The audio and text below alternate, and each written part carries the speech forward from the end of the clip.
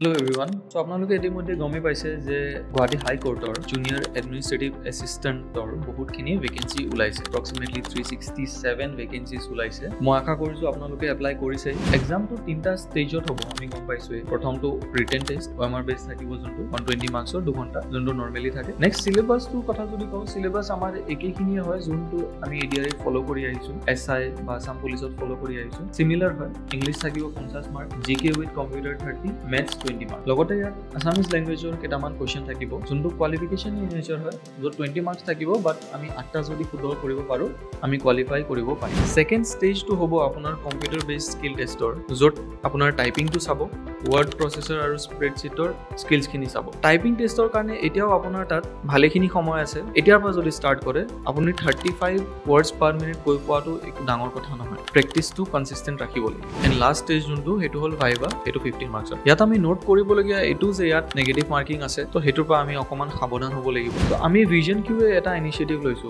যে এতিয়াৰ পৰা এক্সামলে আমি আপোনালোকক কমপ্লিট ৰিভিজন কৰাই যাম ঠিক আছে ডেইলি ভিডিওস লাইভ ক্লাसेस এইবিলাক চলি থাকিব আৰু আপোনালোকে জয়েন কৰিবলৈ নাপাহৰিব আহক আমি এইবাৰ আমাৰ বেষ্ট দিও আৰু ট্ৰাই কৰো যে এইবাৰ আমি চাকৰিটো লৈ আহিম থ্যাংক ইউ